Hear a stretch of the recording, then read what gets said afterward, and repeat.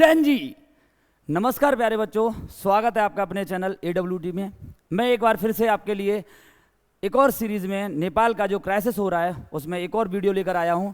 जैसा कि पिछली वीडियो में हमने डिस्कस किया था जैन जी क्या होते हैं, जैन जी का प्रोटेस्ट क्या है, या एज रेंज के जो जनरेशन के बच्चे हैं उनको किस किस कैटेगरी में हमने डिवाइड किया है, वो कल मैंने आपको पिछली वीडियो में डिटेल में बताया था। आज के वीडियो में हम डिस्कस करेंगे कि नेपाल में जो ये क्राइसिस हुआ है या जो ये प्रोटेस्ट चल रहा है उसके पीछे के रीजंस क्या क्या हैं, या ये जो जैन जी हैं वो एक्चुअल में कौन हैं और किस तरीके से वो प्रोटेस्ट कर रहे हैं। तो सबसे पहले यहाँ पर एक ये आप इमेज देख सकते हैं, इसमें मोस्टली सभी लोग एक स्लोगन लगाते हुए दिख रहे हैं। जैसे आप जब भी एक हाथ ऊपर उठाते हैं तो ऐसा लगता है जैसे भारत माता की जय। जब भी हाथ ऊपर उठाते हैं तो एक अंदर से गूज़बम्स आते हैं कि हाथ ऊपर उठाया मतलब भारत माता की जय या फिर वंदे मातरम। तो ऐसी कुछ यहाँ पर इमेज देखने को मिल रही है। और ये जो जुनून होता है, ये जो जज्बा होता है वो युवाओं के अंदर होता है। और ये जो प्रोटेस्ट है नेपाल के अंदर, जो प्रोटेस्ट हो रहा है वो भी कुछ इन्हीं से रिलेटेड है, यानी कि वो युवाओं का प्रोटेस्ट है। प्यारे बच्चों, एक चीज़ यहाँ पर बहुत समझना जरूरी है कि देखिए, जब भी युवा जागता है तो वो किसी भी चीज़ को अपने अकॉर्डिंग मोड़ देता है। वो नदी के उस पानी की तरह होता है कि जब वो बहता है तो हर एक चीज़ को अपने साथ भाग के ले जाता है।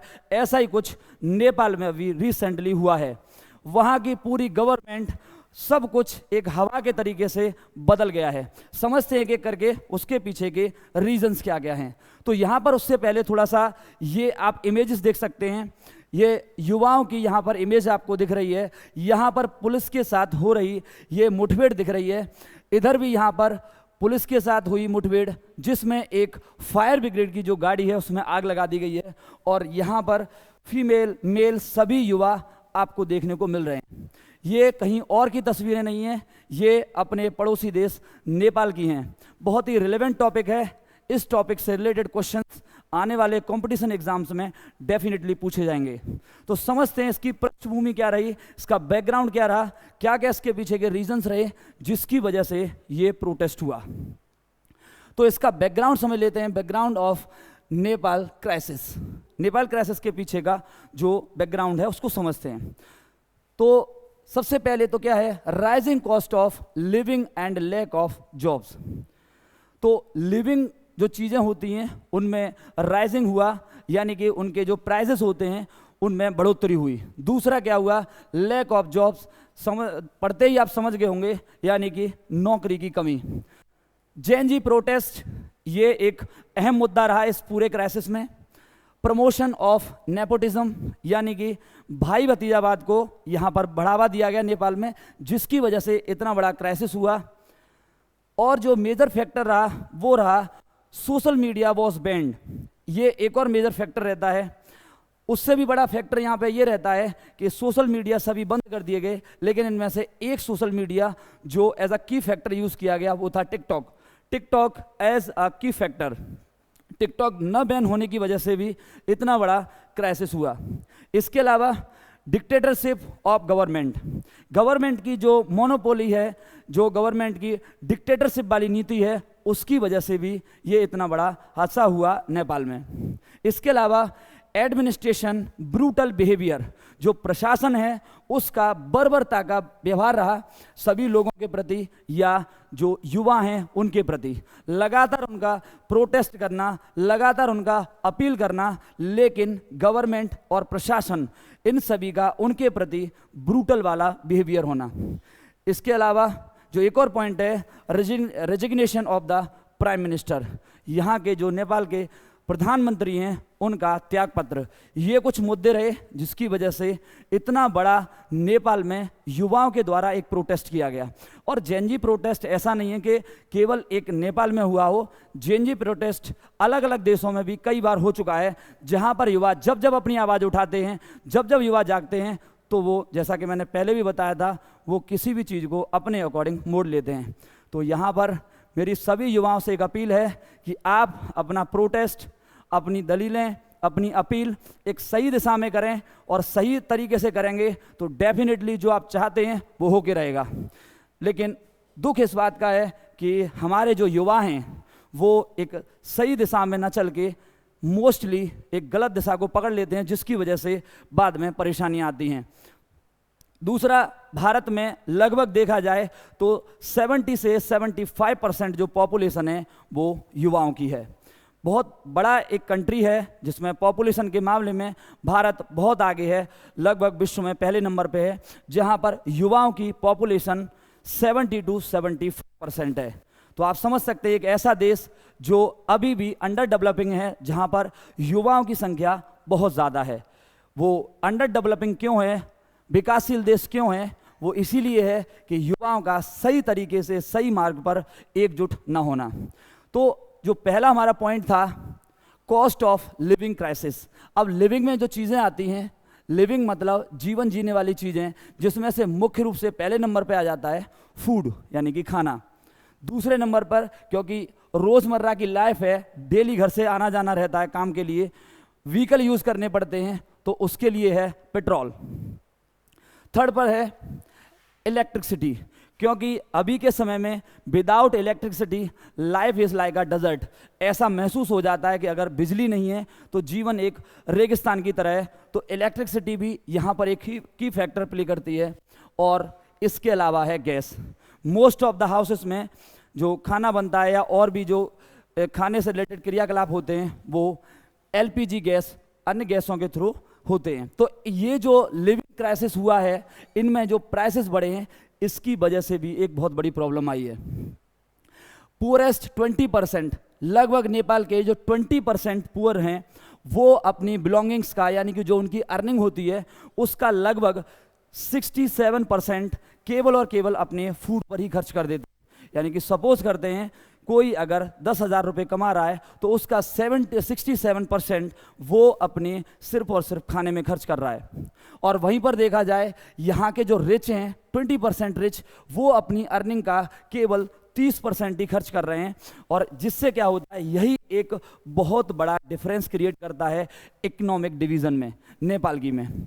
तो लगातार युवाओं के द्वारा इसी के रिगार्डिंग अपील होती रही है, लगातार छोटे मोटे प्रोटेस्ट होते रहे हैं, जिन्होंने बाद में चल के एक बड़ा रूप ले लिया नेपाल में। सेकेंड पॉइंट था उसमें लैक ऑफ जॉब्स। देखिए, नेपाल की जो टोटल पॉपुलेशन है वो अप्रोक्सीमेटली 3.25 करोड़ के आसपास है, यानी कि 31.6 मिलियन। तो ये पॉपुलेशन है, और जहाँ से हर साल लगभग 5 लाख नेपालीज जो हैं वो माइग्रेट करते हैं रशिया वगैरह या अन्य देशों में जॉब की तलाश में। अब वहाँ पर क्या होता है कि हर साल ये माइग्रेट करते रहते हैं, जिसकी वजह से नेपाल में एक बड़ा क्राइसिस क्रिएट होता है कि देश के अंदर जॉब की अपॉर्चुनिटीज़ नहीं हैं। तो यहाँ पर जो युवा हैं वो प्रोटेस्ट करने पर उतारू हो जाते हैं, क्योंकि इनके पास जॉब्स नहीं रहती हैं। तो एक ये की फैक्टर हो जाता है। नेक्स्ट पॉइंट है जेन-जी का प्रोटेस्ट रियल में किस लिए था, यानी कि जो युवा थे, जो हर एक देश में युवा हैं जो जेन-जी है। मैंने जेन-जी के बारे में पहले भी बता चुका हूँ, जेन-जी एक्चुअल में कौन थे।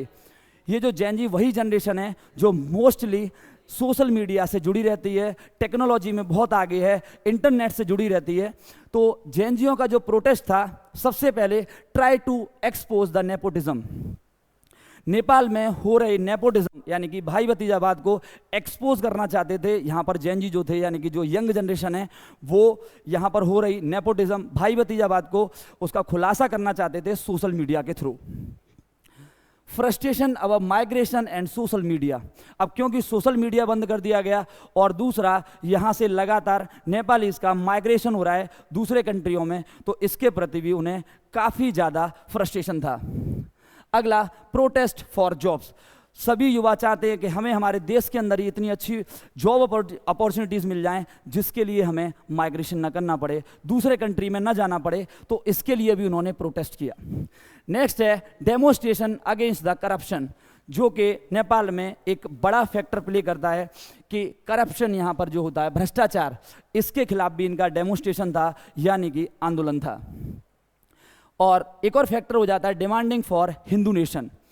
यहाँ के जो युवा हैं उनकी एक और अपील थी, एक और डिमांड थी कि नेपाल को एक हिंदू राष्ट्र बनाया जाए। तो एक ये भी मुद्दा रहता है, जेन-जी जो है, यानी कि युवा जो लोग होते हैं, नेक्स्ट है wish to promote the monarchy, यानी कि ये जो युवा हैं वो मोनार्की यानी कि राजतंत्र को प्रमोट करना चाहते थे, उसको लाना चाहते हैं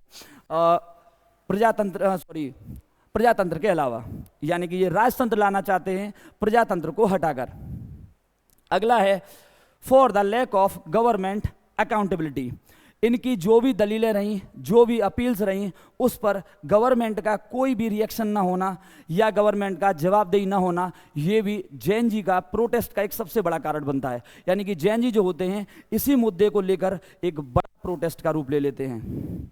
नेक्स्ट पॉइंट पर बात करते हैं प्रमोशन ऑफ नेपोटिज्म। जैसा कि पहले भी बता दिया मैंने, नेपोटिज्म यानी कि भाई भतीजावाद को नेपाल में लगातार प्रमोशन हो रहा था, लगातार ये प्रमोट कर रहे थे नेपोटिज्म, यानी कि अपना ही भाई दूसरी पोस्ट पर ले गए, बार बार एक ही सर्कल में गवर्नमेंट का, उधर प्रधानमंत्री, इधर गृह मंत्री, इन सभी का हो जाना। और इनकी लाइफ स्टाइल ये देख सकते हैं यहाँ पर, ये इनकी महंगी महंगी गाड़ियाँ ये दर्शाती हैं कि ये लगातार नेपोटिज्म को बढ़ावा दे रहे थे, जिसकी वजह से यहाँ पर प्रोटेस्ट हुआ। नेक्स्ट पॉइंट पर आ जाते हैं, जो कि एक बहुत बड़ा मुद्दा बनता है, वो होता है सोशल मीडिया वॉज बैंड। यहाँ पर जैसे यूट्यूब जो मेन सोशल मीडिया हैं, इंस्टाग्राम, टेलीग्राम, फेसबुक, व्हाट्सअप और अन्य भी लगभग 17 से 18 सोशल साइट्स हैं, वो यहाँ पर पूरी तरीके से बैन कर दी गई, एप्लीकेशंस तक बैन कर दिए गए, जिसकी वजह से युवाओं में यहाँ पर प्रोटेस्ट की एक भावना जागरूक होती है। नेक्स्ट पॉइंट आता है, जैसा कि मैंने स्टार्टिंग में बताया था आपको, टिकटॉक एक की फैक्टर रोल प्ले यहाँ पर करता है, क्योंकि बाकी सभी सोशल साइट जो थी या सोशल एप्लीकेशन से उनको पूरी तरीके से बैन कर दिया गया, लेकिन टिकटॉक जो कि एक चाइनीज़ कंपनी है, उसने क्या किया कि इसके जो भी प्रोसीड्यूर्स थे उसको टाइम से पहले ही फॉलो कर लिया, और यहाँ पर यानी कि नेपाल में टिकटॉक बैन नहीं हो पाया।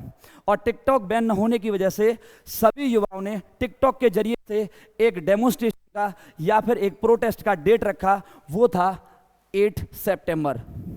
8 सितंबर ये डेट रखा गया और सभी लोग टिकटॉक के माध्यम से एक दूसरे से एकजुट हुए और इतना बड़ा प्रोटेस्ट हुआ। नेक्स्ट पॉइंट पर आ जाते हैं, जो नेपोटिज्म वाले हैं या यहाँ के जो गवर्नमेंट है, जो पॉलिटिशियंस हैं, उनकी लग्जरी लाइफ स्टाइल। यहाँ पर इतना बड़ा क्राइसिस आ रहा है, फूड का स्टरवेशन हो रहा है, इसके अलावा जॉब अपॉर्चुनिटीज़ नहीं है, बट यहाँ के पॉलिटिशियंस और उनकी जो फैमिली हैं वो लगातार करप्शन बढ़ा रहे हैं और वो क्या कर रहे हैं, एक अच्छी खासी लग्जरी लाइफ स्टाइल स्पेंड कर रहे हैं, एक अच्छी खासी लाइफ स्टाइल जी रहे हैं। तो ये भी एक बड़ा मुद्दा हो जाता है नेपोटिज्म वाला। नेक्स्ट पॉइंट आता है एडमिनिस्ट्रेशन ब्रूटल बिहेवियर। जब प्रोटेस्ट करने के लिए, अपील करने के लिए जब कोई आगे बढ़ा तो गवर्नमेंट या एडमिनिस्ट्रेशन जो था, प्रशासन, उसका उनके प्रति बुरा व्यवहार रहा, बर्बरता का व्यवहार रहा। ये आप कुछ इमेजेस के माध्यम से देख सकते हैं कि ये पुलिस वाले किस तरीके से इनके साथ व्यवहार कर रहे हैं। तो ये भी बड़ा मुद्दा रहता है। तो हमने यहाँ पर देखे कुछ मुद्दे, और इसके अलावा जो लास्ट वाला पॉइंट था, जिसमें जो नेपाल के प्रधानमंत्री थे केपी शर्मा ओली, उन्होंने रेजिग्नेशन दे दिया 9 सितंबर को। इस वजह से जो युवा थे पूरी तरीके से वायलेंट हो गए और उन्होंने नेपाल में इतना बड़ा क्राइसिस किया। मिलते हैं हम नेक्स्ट वीडियो में, जिसमें मैं आपको बताऊंगा कि नेपाल की हिस्ट्री किस तरीके की रही है, कैसे नेपाल में मोनार्की आया, कैसे डिक्टेटरशिप आया और कैसे नेपाल में डेमोक्रेसी आया। तब तक धन्यवाद, जुड़े रहिए हमारे चैनल AWT के साथ।